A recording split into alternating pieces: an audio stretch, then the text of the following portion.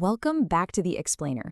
Today, we're unpacking a really fascinating spiritual philosophy from the December 1991 issue of the monthly Happy Science magazine. Specifically, we're going to objectively look at a highly structured framework that claims to explain the direct connection between our everyday, fleeting thoughts and actual, tangible spiritual phenomena. It's essentially a blueprint mapping out the mechanics of the soul. Okay, let's dive right into this. Our analysis today is firmly rooted in Chapter 7 of the text, which is titled The Path to Utopia. Now, what makes this particular chapter so incredibly interesting is that it doesn't just offer your standard, vague spiritual platitudes. Instead, it systematically breaks down the journey of the human soul. It reads almost like a technical manual for human consciousness. So here is our roadmap for today's explainer. First, we'll look at the premise of eternal life. Second, the mechanics of attracting evil spirits. Third, the power of good thoughts. And finally, true joy and utopia. Let's start right off with part 1, the premise of eternal life. To really grasp this philosophy, we first have to understand how the author defines human existence itself. And this beautifully illustrates the text's foundational argument.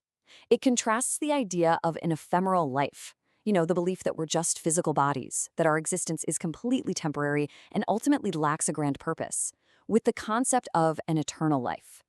The text argues that, at our absolute core, humans are eternal spiritual beings operating on an infinite timeline. We aren't just wandering aimlessly through the universe. Rather, we are children of God and Buddha, driven by a grand, specific mission bestowed upon us from the heavens.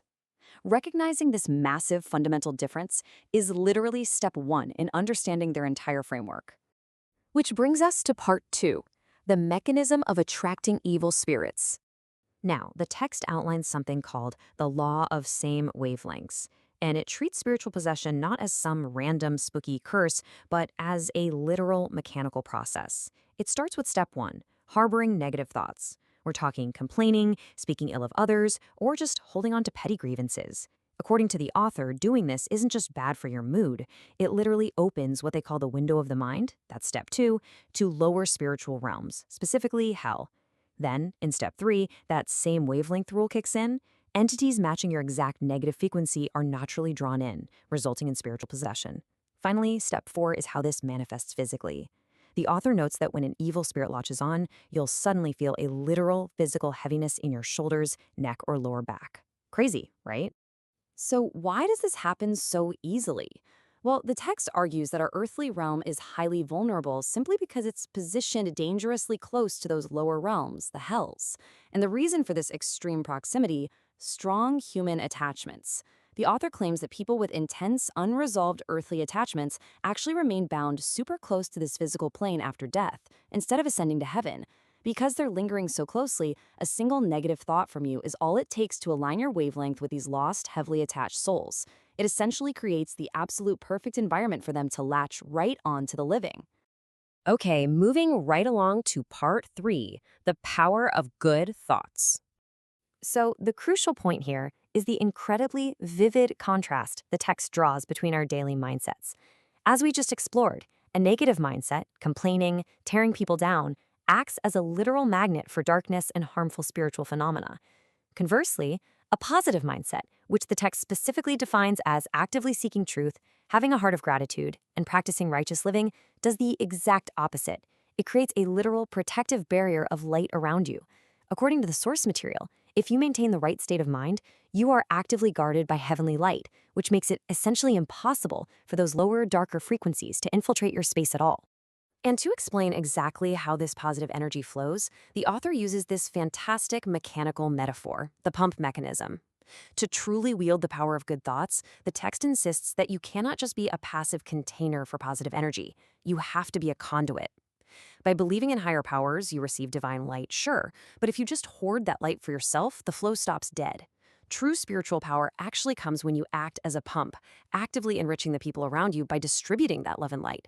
The very act of flowing that energy out into the world creates a spiritual vacuum that continuously draws in even more infinite divine energy to replace it. It's a pretty beautiful endless cycle. Let's head into our final section, part 4, True Joy and Utopia. Let's see how all of this builds toward the author's ultimate goal. The text makes a really fascinating distinction between the core purpose of our physical world versus the afterlife. In the afterlife, souls are strictly separated by their state of mind, like attracts like, perfectly. But the earthly realm, it's completely different. The text describes our 3D world as a place where jade and stone are mixed together, meaning good and bad people are absolutely forced to interact side by side every single day.